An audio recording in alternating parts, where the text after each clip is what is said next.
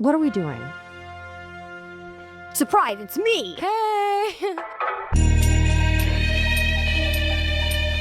Ooh, you want to buy my nasty merch so bad. Ooh, yeah, buy it, come on, I know you want it, baby girl. I'm the type of person who signs up for free trials and then forgets to cancel them before the trial ends. It has taken me months to discover that I'm being charged for a subscription that I don't even use. And that's why I'm so excited to tell you about today's sponsor, Rocket Money. Whether it's apps or streaming services, I've been guilty of signing up for free trials with the full intention of canceling it. However, thankfully, Rocket Money automatically tracks subscriptions and consolidates them into a single list. And also, I can cancel subscriptions with just a few taps. So Rocket Money has helped me stay more on top of the subscriptions that I do have, and also helps me cancel the ones that I don't want anymore, saving me not only the time and hassle of me trying to cancel these subscriptions myself, but also the money. Not only that, but Rocket Money also helps me with budgeting and spend insights, meaning that they can easily help me create a budget, set individual spending goals by category, and then also give me personalized insights that help uncover some of my spending habits, like some frequent spends, so I can identify areas of optimization. I can also receive weekly or monthly spending reports to stay on top of my financial activity. Rocket Money is essentially an accountability buddy when it comes to changing my spending habits. I discovered that I was spending so much money on eating out sometimes that I set a spending goal within the app to help me work towards cutting back. Go to rocketmoney.com/Nicole Rafiee to get started for free. You can also scan the QR code or click the link that is in my description. Unlock even more features when you sign up for premium. Thank you so much, Rocket Money. It's time for the last Stranger Things video. What went right? What went wrong? Are you okay? Am I okay? What are we doing? I saw the finale in theaters. I had a lot of thoughts about the finale. And then I went on twitter.com and I found out that all of my thoughts were being countered. Honestly, the same thing happens when I upload YouTube videos nowadays. Right before I hit export on a video,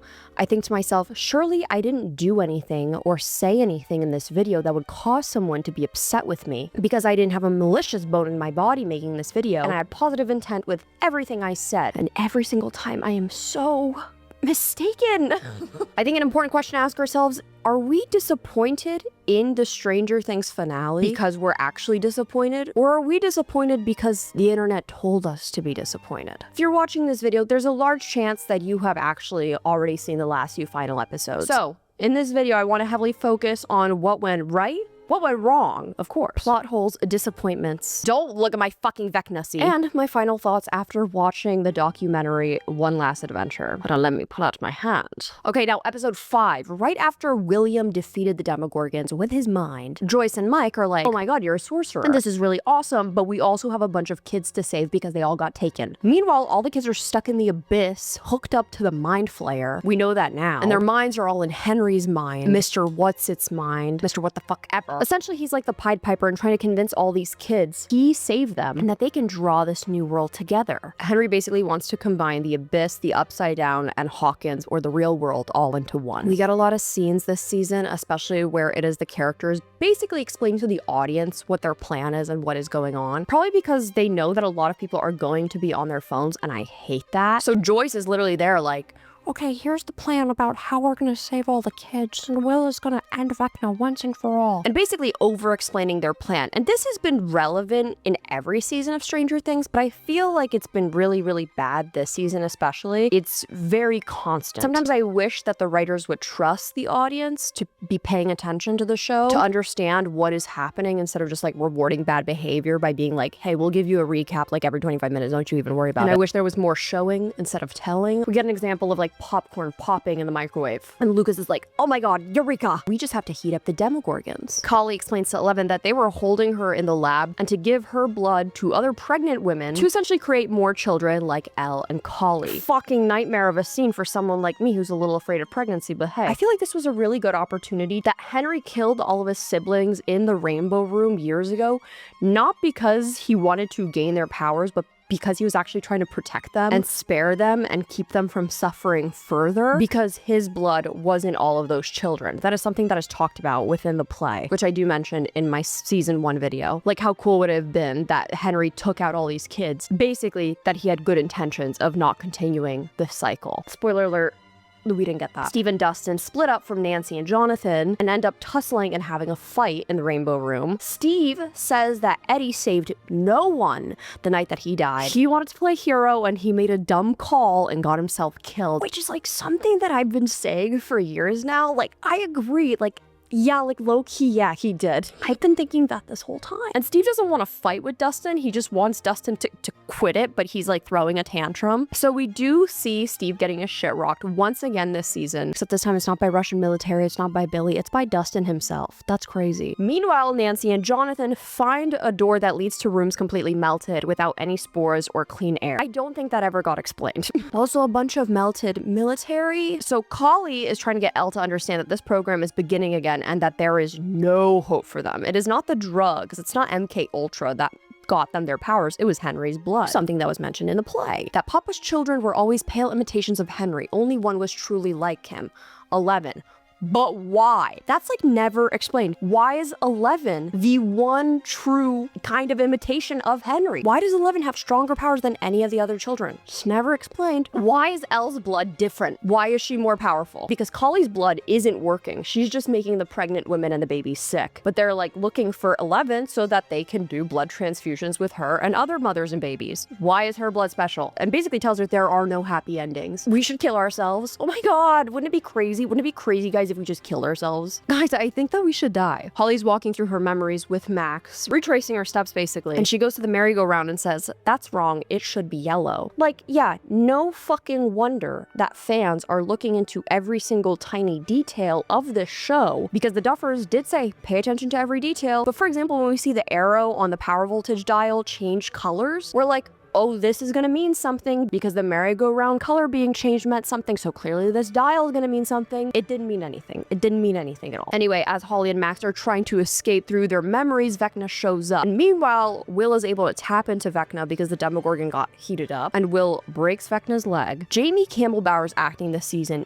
is insane. Holy fuck. I think that they should have been utilizing him so much more. He was incredible. Like, I have nothing else to say. Like, I think that he was just a star. So he banishes Will from his mind, making Will go into a coma, essentially. Back to the melted shit, because I'm not done there yet, okay? In the documentary One Last Adventure, Natalia Dyer actually goes to the Duffer Brothers and says, hey, is this like based off of scientific theory? Like, is this backed up? And the Duffer Brothers are just like, It's in the sky. It's all very realistic.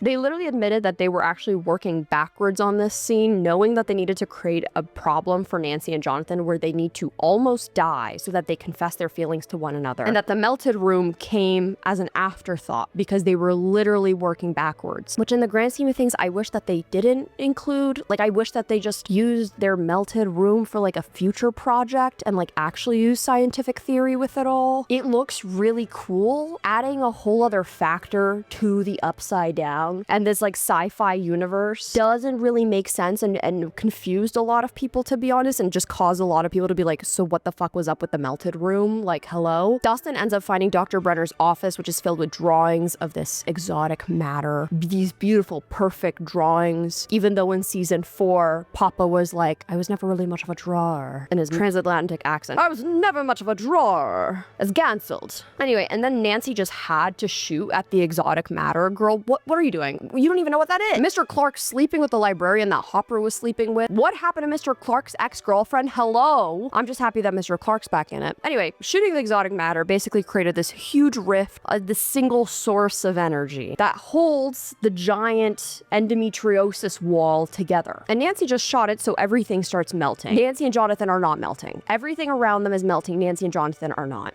It's not based off of scientific theory. It just looks cool, right? So now the Duffers introduce us to the idea that the Upside Down isn't another dimension, but simply a bridge, a wormhole between our world and another, our world and the abyss. And if the wall collapses, then Hawkins will collapse as well. What the hell? Sure. Suddenly it's also casually mentioned in a conversation between Vecna and Will that while Will was sleeping in season 2, he built all the tunnels himself. Okay, architect, what the hell? Sure. Vecna's like, my 12 vessels will lead us to a new world, a better world. And then when the Duffer Brothers were asked, okay, well, why 12 hours on a clock, correct? Like, the clock imagery, it must be significant, right? And the Duffer Brothers are like, I don't know. I don't know why we chose 12 children. It just seemed like a cool number to choose. What? So Nancy and Jonathan wake up in the cum room, because that's what it is. I can't escape because the doorknob melts, but not the door. Guys, I just have a quick question.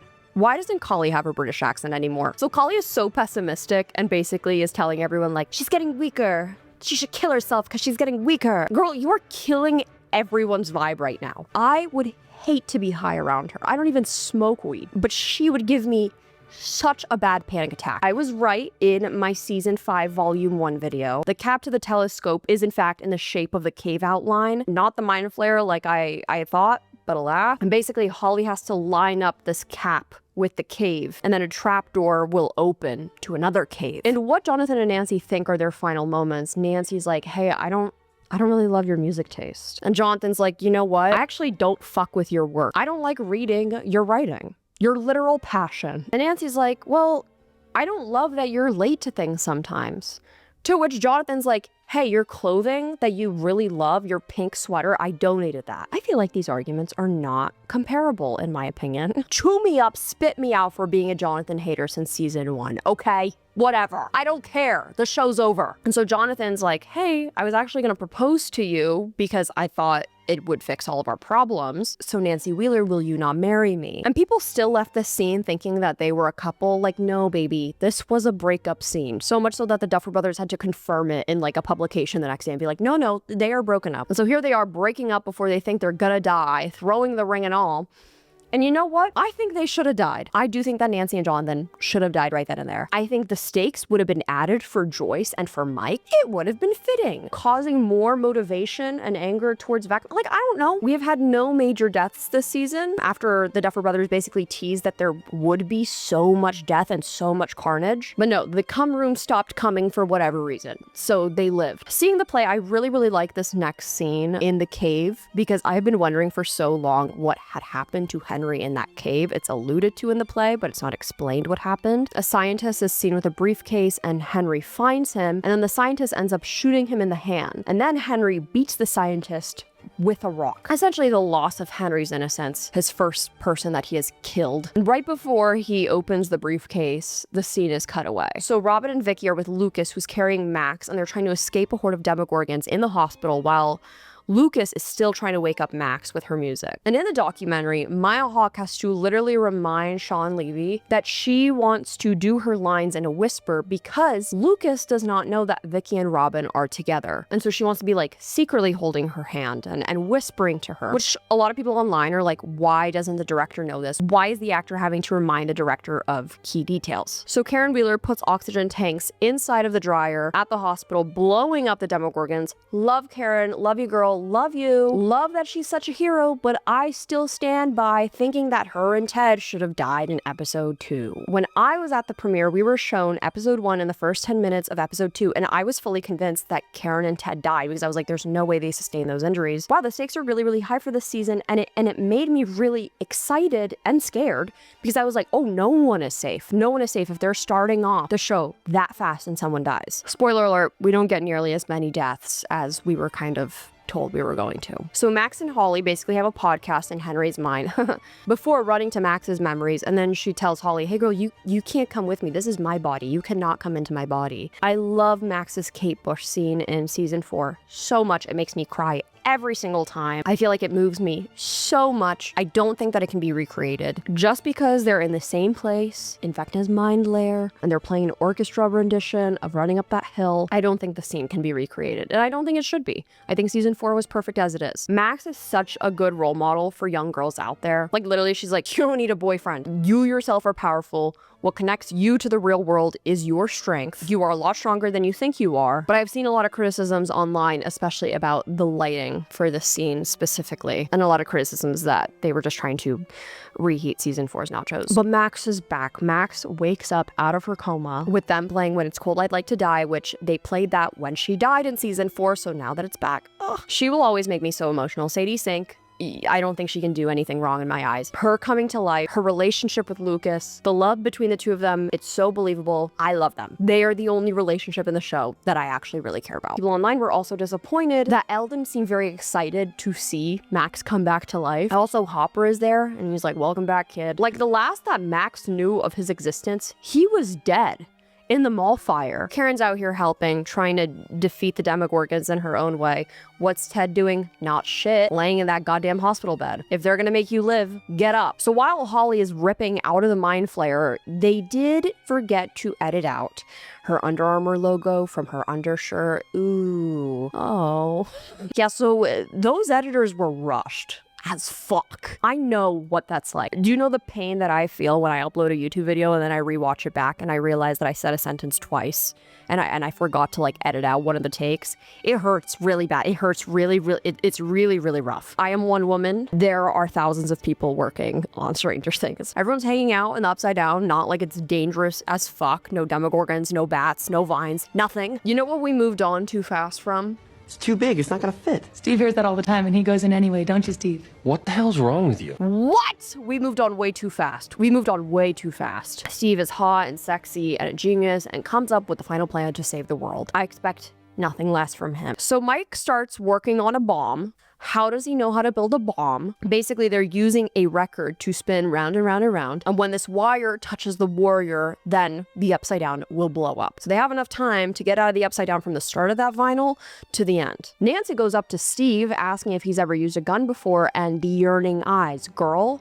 I completely understand. She's freshly single. She made it out alive. She's gonna have yearning eyes for Steve. I completely get it, girl. Collie's back on her suicidal ideation bullshit and making fun of Ellen Mike's Three Waterfalls fairy tale. She basically just keeps begging Elle to kill herself. And I'm starting to think that she's a bad influence, okay? She believes the cycle can stop that night with them. And the plan is after they kill their brother, after they save the children, they stay on the bridge and disappear with the Upside Down. And then the cycle will never continue, and that will be the end. We have this coming out scene with Will, which he ends up coming out to a room of 15 people because he feels that Vecna uses everyone's weaknesses against them, so he wants to take that power back and come out on his own terms. This kind of did set off Conformity Gate really, really bad. Will was saying, I'm just like you guys. We like biking to Melvold's for malted milkshakes and getting lost in the woods. So Melvold's hasn't been a diner in years. We do see Joyce working there, and it does seem to just be like a pharmacy. However, in the play in the 50s, Melvold's did in fact sell milkshakes and was a diner. And people are like, Will didn't like getting lost in the woods. This is Henry. This is Henry speaking. He's a spy. Vecna's playing tricks on us. He's literally playing with the audience. He's playing in our faces. He's rewriting the story. He is within Will. The Truman Show was actually one of the inspirations for this season of the show, according to the Duffers. So a lot of people didn't take from this scene of him coming out and getting overwhelming love and support from his family and friends, but instead, Vecna is playing with the audience, when in reality, it is just inconsistent writing. Also, I got torn apart in the last video because I said that I interpreted the scene between Robin and Will, talking about how Mike was essentially Will's Tammy. Will says flat out in this scene, I had this crush on someone even though I know they're not like me, but then I realized he's just my Tammy. And by Tammy, it was never about him, it was about me. There was a lot of discourse online, especially this night. This was Christmas night, okay? I was like,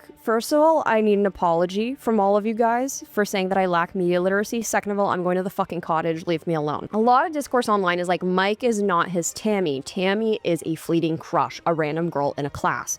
Mike and Will have been best friends forever. How could he be her Tammy? There are these things called metaphors. Tammy was also not just this fleeting crush to Robin. To Robin, she was an awakening for her. And also felt like her entire world when this crush was happening. She felt like if Tammy reciprocated those feelings for her, then her world would be whole. She would finally feel like a whole person. By saying Mike is his Tammy, it is not saying that Mike never mattered to him or that it was a fleeting crush. The way that I interpreted it is that it was just a miscalculation that Will felt like he needed to be with Mike and his love in order to feel whole. He was able to tap into Vecna's powers himself without Mike's romantic love, and somehow people still tore me apart in my last video because of it. That I lack media literacy. That he can love himself and get the guy. Yes, absolutely. All those things could be true. I think you can find self-love and still get your romantic interest. However, I did not foresee that that's what they would do in the show. I just could not see the storyline of Mike being like, yes, Will, I reciprocate feelings for you. Elle, I am leaving you for your stepbrother. Especially when there's not a lot of time and the world is ending. In my personal opinion, I just did not see it going that way. And it didn't. So if you were one of the people who said that I lacked media literacy, and that I don't understand context clues, and that I'm a dumbass bitch, I'm still accepting apologies in the comments down below. I know the feeling of having a crush on a very, very close friend of the same sex. And I know the disappointment that comes along with that feeling not being reciprocated because they are straight. I feel like they captured that experience and that feeling pretty accurately. The finale. I saw the finale in theaters with 13 of my friends, okay? I'm not gonna lie, I was pumped. Wow, my life rocks. We'll get to final thoughts soon. A theory I thought would be relevant in this season is that we have not seen water in the Upside Down at all. No water in Lover's Lake, no water in Steve's pool when Barb is dead. So let's talk about the pee for a second, okay? They made it this really big deal that Elle was like, he peed on it. He peed on the wall. Lieutenant Akers peed on the wall. He knows something about the wall. And I was like, oh, clearly liquid is going to play a part in this season, because why else would they make the pee this big? Why else would they bring up the pee this many times? Clearly it's going to be important somehow. It's Chekhov's gun. Spoiler alert, the pee didn't mean shit. The pee did not mean anything to the storyline. I literally shot up out of bed a few days ago and went, why did he pee on it? Why did he pee on it? It does not matter, because there is still water in Elle's bath within the lab in the Upside Down. And also she wants to get in it. Like, it's been sitting there for how long? Like, okay, girl, whatever. Anyway, so their plan begins. Max, Collie, and Elle are all in Vecna's memories trying to get to his house and the kids. Meanwhile, the government has found Max and Vicky. As the abyss is lowering down, they realize that the radio tower isn't lining up with the cracks of the abyss, so they're about to crash into it. Max is doing a shortcut, and they're in Henry's memories of the night there was Joyce's play that he killed his parents and pushed Patty off the railing. Love this scene as someone who has seen the play. I did think that the play was gonna play a little bit more into the season finale. Not in the sense that anybody who hasn't seen the play would feel FOMO, but I thought that they would bring more elements of the play into and explain that to the Netflix audience. I don't know. Anyway, Joyce's play is exactly what it looked like in the Broadway show. It's really crazy. The tower hits the abyss. Steve goes falling, slips off the tower. Everybody in the theater gasps. The screen turns black. Everyone's screaming. I just watched Joe Keery die, and Jonathan saves him. Like, okay, fine, whatever. Jonathan, I like you. You're forgiven. Sorry what I said about you in the cum room and for the last however many years. Everyone starts climbing into the abyss. A lot of people do not like the coloring for the abyss or how it looks. Are we in Dune? Perhaps. Collie makes the children disappear with her mind, and Elle and Henry end up having a standoff. They need to stop announcing when they're about to strike, because Collie is literally about to stab Henry, and she goes, "Hello, brother. Are we James Charles? Hello?" And then she goes to stab him, and he's not there. Back in the Upside Down, Hopper sees barrels of herbicide 1966. Herbicide is a toxic defoliant from the Vietnam War. We are made to believe that it is because of the herbicide that had caused his daughter Sarah's cancer and his exposure to it when he was in the Vietnam War. So this scene, I think it was genius. Vecna's making him see herbicide, his daughter Sarah on the stretcher, and she's like, "You knew this would happen. Like, you know what will happen to her." And then he shows Hopper Elle's plan to end her life, and Collie trying to convince her. This is our first time seeing Vecna get to Hopper. And when Hopper goes to shoot Vecna, we see him actually end up shooting into the water tank. And Elle is dead in the water.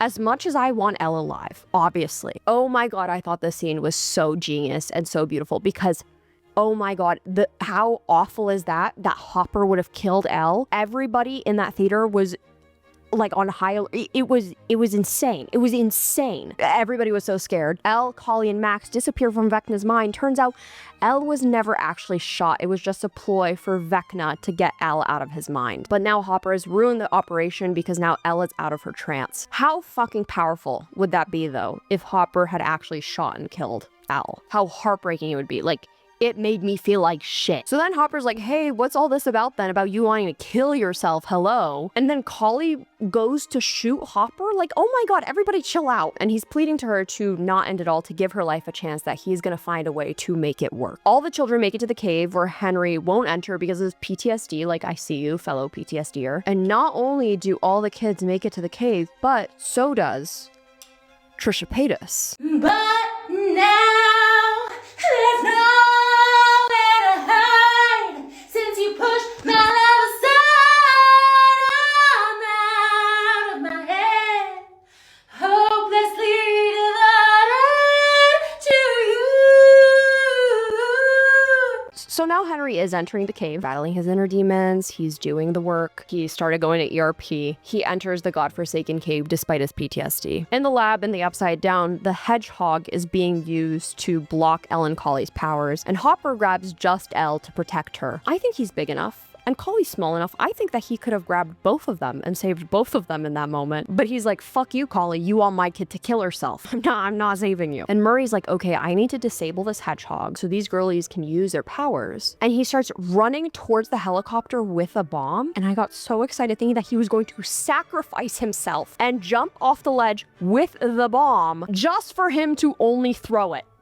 And he lives. I think Murray should be dead. This has nothing to do with my thoughts on the actor. Not at all. This has everything to do with my thoughts on not enough characters died in this season. Murray did everything he needed to do. Like, his arc closed, and he would have died a hero. I think it would have been the right end for him, especially if he had, like, Hopper's bombs that he had strapped around his waist from Volume 1. I think that would have been genius. And a nice little callback, too. Elle and Hopper see that Collie has been shot by Lieutenant Akers, and Collie says, my story was always going to end here, and we see her die. We see Henry reliving his memory in the cave, and Holly beats him with a fireplace poker. But seeing Jamie Campbell Bower watching his younger self get shot, he's like one of the greats, truly. And as he sees himself get shot, Will also feels everything because he's connected, remember? Elle has this heartfelt scene with Hopper where she's like, you took me in, you became my dad. I need you to believe in me that I'll make the right decision. And I'm like, yay, she's not gonna kill herself. Like, she's reassuring him that she's making the right decision. Like, she's not gonna do it, yay. And then we see Henry, after killing the scientist, open up the briefcase and there's a fucking rock in it. The mind flayer becomes a part of him and goes in through his gunshot wound. And then he sees this shadow say, find me. What are the fucking odds that the mind flayer would speak English? This sci-fi, prehistoric, crazy, other universe entity, and it speaks modern day English? Are you joking? And the scientist is like, you must resist it. It'll consume you. It'll consume all. And then Henry takes his eyes out and runs out of the cave. Many people think that this is just a storyline to basically start a spin-off series. Will begs for Henry to fight against it, and Henry's like, no. It showed me the truth. Girl, what the fuck ever. I think it would have been so powerful if we saw Henry resist it, and at least his attempts to try and defeat the Mind Flayer, you know? Because we do see him as genuinely a good person within the play. He is inherently good. He wants good. He does not want this evil within his life. I don't think he is an innately evil human being. I think he is just simply controlled and possessed. But like, literally, like, don't save her. She don't want to be saved. Don't save her. Like, whatever. So the Mind Flayer body comes to life because it was like this dead spider thing. I personally like the scene of Elle fighting it. Like, it reminds me of her versus the helicopter in season 4 where she's like so itty bitty and tiny and she's fighting it. Anyway, she's so cool. She breaks through the Mind Flayer's boobs and they have this whole fight in the rib cage of the Mind Flayer. Why is the floor of the Mind Flayer's rib cage like a flat dust floor? Should it not be flesh? Why is it dust? Hello? Whatever. I'm not working on that set, so. Nancy decides to play bait, shoots at the Mind Flayer with her gun while everyone else goes after it with fire. Will plays a part by controlling Vecna's hands, and then Elle impales Vecna on one of his own spikes, and we see the Mind Flayer go down. Which many people felt like this fight was very short, which it is actually shorter than Will's coming out scene. And also, no demo bats, no demogorgons, no demo dogs. We're in the Abyss. We know that the Abyss has these things there. So what? In the documentary, one of the writers mentioned that it would be crazy if there were no demo bats or demogorgons. And another writer mentions, but there might be demogorgon fatigue. And so they decided to just not show them again. Like, okay. All the kids get saved and taken out of their like little flesh coffins. And Joyce is finally face to face with Henry after knowing his ass in literal high school, directing him in the school play, and then she beheads him. They like never acknowledge that Hopper and Joyce went to school with this guy. Anyway, I do think it is the right choice that she should be the one to behead Henry. We see all these flashbacks of everyone that Vecna has hurt and tortured over the years, but like, it's over. Everything's so happy, like, let's blow up the Upside Down. Let's get out of here, guys. Let's go. We genuinely got like 2 minutes of happiness. And then when Doves Cry by Prince starts playing on the vinyl because Mike decides to choose Purple Rain as the vinyl to blow up the Upside Down. It's the B-side of the Purple Rain vinyl. Oh my god. Thank god it wasn't the A-side because that means that they would have all ended on Darling Nikki. And if you know, you know. If you know me, I love Prince. I was betting on Prince being the huge needle drop in this season. Famously, very difficult to get Prince's music within movies or TV. When Prince died, you couldn't even listen to his music on Spotify. You couldn't listen to it on YouTube. You had to buy his actual music because Prince was pretty anti-streaming. So when this started playing, like, I lost it. I'm pretty sure I was like bawling my eyes out at this point already. And everyone around me is so excited because they know how much I love Prince and that I was betting on this. I should have turned the show off here, to be honest. Like, the show ends there for me at that point. Like, everyone's happy, woohoo! As they drive through the gate, the military gets all of them and the hedgehogs start going off. And the military's like, where's the girl? Where's the fucking girl? Where's the one fucking girl in a wetsuit in November? And that's when we see Elle standing in the gate. This is when I really, really start sobbing really bad. And it's famously really, really difficult to get me to cry at shows or movies. So if I do, it really, really impacts me. Elle begs Mike in her mind to help the others understand her choice in killing herself. And Purple Rain starts playing because it's the last song on the B-side of the vinyl. Like, oh no, I'm gonna kill myself. I purposefully do not play that song when I listen to the album because I don't want suicidal ideation. I have never cried this hard at anything, like on a screen. And Nikki Carry-On is on my left. My boyfriend Adam is on my right. There's snot coming out of my nose. And they're both like, oh. I have to watch one of my favorite characters get blown up to smithereens to one of the most beautiful songs on one of the most perfect albums ever, while everyone is screaming and begging for her to not do it. And then we see the whole Upside Down get wiped out while she stands there so ominously, and it reminds me of the one character from Courage the Cowardly Dog where it's don't forget the slab. Like, it's so fucking scary and ominous. And the sound that plays when Elle gets taken away, I actually wish I never saw that scene, ever. I actually wish I never saw that with my own eyes. When Mike looks at the gate, there's nothing there because the Upside Down does not exist anymore. And then 18 months later, Landslide by Fleetwood Mac starts playing. They want me dead. They want me dead. Hawkins is getting back to normal. No soldiers. No, the kids got in trouble by the government for blowing up a whole other dimension. Well, of course. Robin is guesting as a radio host at the Squawk that day. We see Steve be a baseball coach. It's the class of '89 graduation day. Max is skating and Lucas is there and they're still together. Dustin is valedictorian, does his whole speech inspired by Eddie and wears a Hellfire Live shirt. And while at graduation, because of the sound that the speakers make, Mike comes to this whole theory and conclusion that he then later shares with us. All like the teens, so Steve, Jonathan, Nancy, and Robin meet again on the roof of the Squawk, where we find out Steve is teaching sex ed. Okay, right on. Jonathan's a film student at NYU. Nancy looks absolutely incredible. She dropped out of Emerson. She likes girls now, and I'm so happy for her. And they're all like, yay! Let's all meet in Philly, like every year. Like, let's all hang out, guys. Like, let's not lose touch. So their asses are never gonna meet up again. That's okay. That happens. That really does happen. Yeah, they're never gonna see each other again. Maybe in like 6 years time, and it's gonna be like awkward. It's like, oh, how you been? I've been there. Hopper and Joyce finally get that Enzo's date and get engaged. And Mike, Max, Will, Dustin, and Lucas are in the basement again playing D&D one last time. And Max is upset with the ending of the campaign because she's like, comfort and happiness. Like, that's it? Where's your storytelling skills? And so Mike theorizes story endings for everyone. The Knight and the Zoomer settle down in a small village and retire from battle, and they finally get their fucking movie date. The Bard, craving knowledge, spends his days in the library, but makes time for adventures with Steve with his Eddie Bat tattoos. Will the Wise ends up in a big city where he finds his place there and also deep happiness and acceptance and what looks like a potential love interest. And the storyteller keeps telling stories inspired by his friends. He's a writer. Everyone's like, he ended up just like his dad. He's just like his dad now. He's a fucking loser. Why? Because he's wearing glasses? I'm confused. I'm genuinely confused.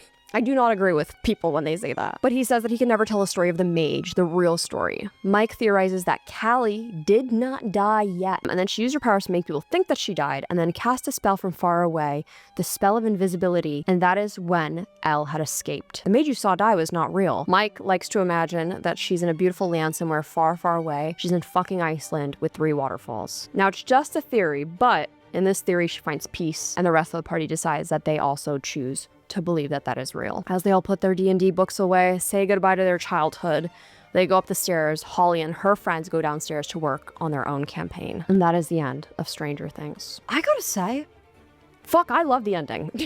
After all the criticisms I have made, for me it is difficult to judge a show or acting per se because everything is so subjective. I'm like, okay, well, how did this thing make me feel? Those are the things in the art that sticks with me the longest, are the ones that make me feel something. Like, God, do I wish that Elle was alive and that she got a happy ending that she so badly deserved. But holy shit, did it move me and make me feel something? And I think that's truly the point of this show. I left that theater feeling electric and like I felt something for the first time in a long time. When I was little, I would ask my mom why she didn't regret giving birth because like it was so painful. Why would you possibly put yourself through that? I could not understand how birth was possibly worth it. My mom would always tell me, oh, well, when you see your baby, you forget all about the pain. It's like an actual chemical that runs through mothers' brains where you forget that pain. That is what I feel like watching the finale of Stranger Things. I fully rewatched all the episodes. I criticized them all, criticized it as it was happening and noticed inconsistencies, plot holes, disappointed with some of the choices, the coloring, the writing. And then I see the finale again and I forget all about the bad things because it just made me feel like magic. As someone who wants to be an actor someday, I can only dream of making an audience feel the way that this show has made me feel. Not to mention a period piece in the 80s with like some of the best music and artists of all time. I don't know, that's kind of why this video has taken a little while for me to film because everyone's like, what are your thoughts? What are your thoughts? It's like yes, I am absolutely disappointed in some of these things, but I kind of was along for the ride of things and it is totally out of my hands. I try to form my own opinions as much as I can. Like I love going on Reddit and Twitter and Instagram and YouTube, watching other people's perceptions of some of my favorite shows because it brings up points that I've never had before, perspectives, details I might have missed. But also sometimes it's okay to put your phone away and just really enjoy something and want that feeling to stay and not be ruined because like I loved it and me and all my friends, we absolutely loved it, watching it in theaters all together. And then we went online and we're like, wait, everyone hates it. Wait, what? I have my own personal reasons as to why the show means so much to me. Like Little Caesars tastes so good when you ain't got a bitch in your ear telling you it's nasty. That is how I feel about Stranger Things. All this being said, making these videos, loving this IP, one of the best days of my life was being invited to the Stranger Things season 5 premiere. I think it's still fair to point out things that didn't really make sense. So much so that people online started Conformity Gate, where they thought that a new and final 9th episode would be dropping on January 7th because they were disappointed in the ending. Like, fuck. On Joe Keery has to be like, that shit's not happening, bro. Is it true? No, not true. Anyway, there are a few inconsistencies and things that I just want to point out and talk about before we wrap things up. First of all, why is Elle's blood different? I mentioned this before. I need that answer. Why is she more powerful than the rest of her siblings? What makes her more powerful? Are we just throwing away the entire Phineas Gage theory? Like, it was set up so well. It would have rocked. Hey, so what about the clock? What was the clock symbolism in all of season 4 in Vecna's life? Anything? The Duffer Brothers kept talking about, we will find out who opened the door in season 1 to the shed, because Demogorgons cannot open things with their minds. So that never did get addressed within this season. I think it's pretty fair to assume, like, yes, that was Vecna who did that. Why was Will connected and so chosen? Like, Barb was just killed for the fuck of it in season 1, but Will was like the chosen one. Vecna was like, well, it's because you're so weak. I don't know, elaborate. A lot of people are upset from the One Last Adventure documentary that it appears that there is potentially ChatGPT and Reddit tabs open during the writing, as to where someone who worked on the documentary was then like, well, doesn't everyone have ChatGPT open to just like fact check?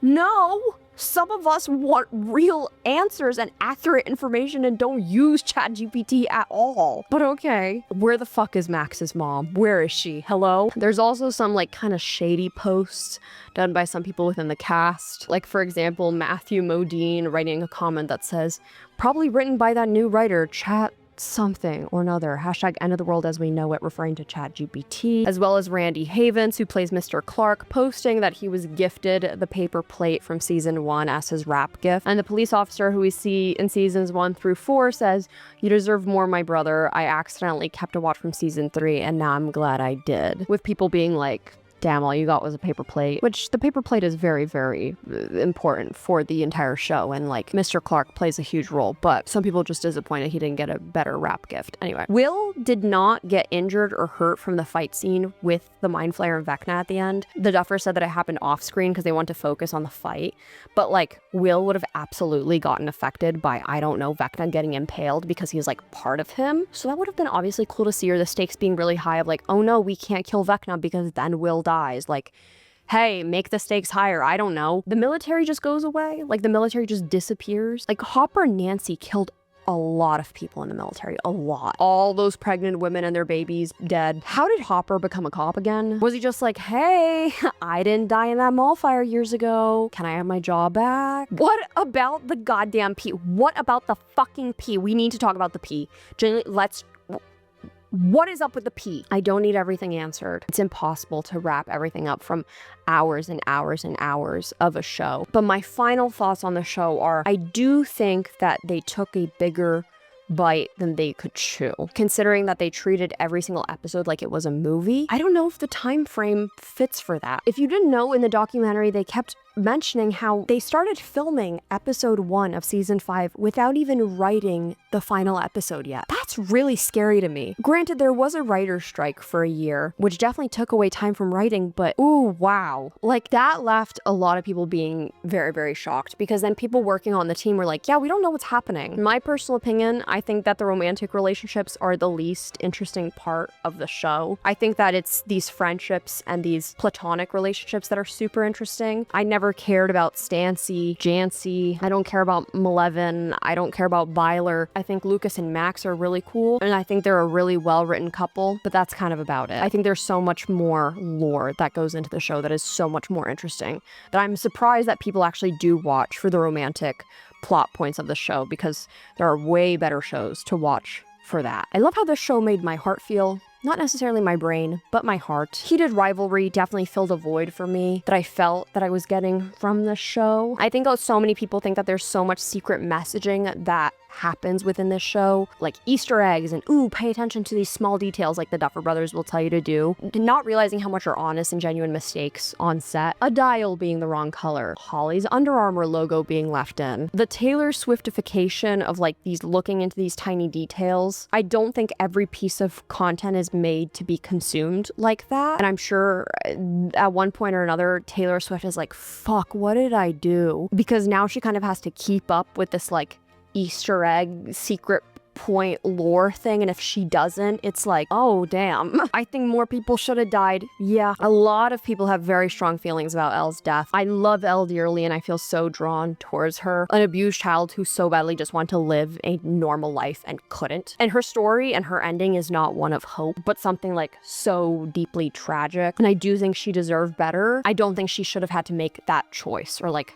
have a choice whether to live or die. Like, but I don't think that the show ever intended on giving us like a hopeful, happy ending. I would have loved if she had gotten one, but I was fully prepared to not get one, and I was prepared for her to die. Millie Bobby Brown even says, as a young girl, I couldn't find my inner voice, and I could relate to 11 in that way. I think this season she's able to find her voice and make a decision that's far greater than any she's ever made before. 11's choice to remain on the bridge was so beautiful and cathartic, and something that Brown had wanted for a very long time. I just think it's incredibly important that it all ends for her and the suffering and pain end. And like, do I believe?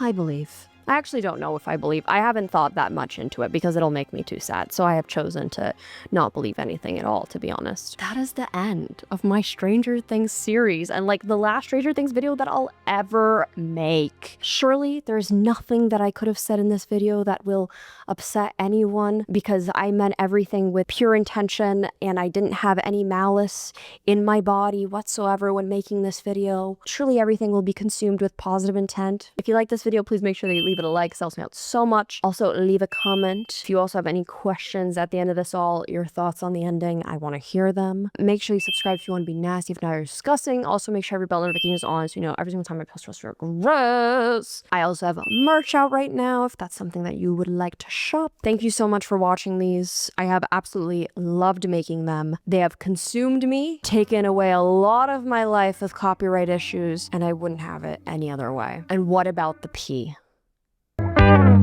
Good.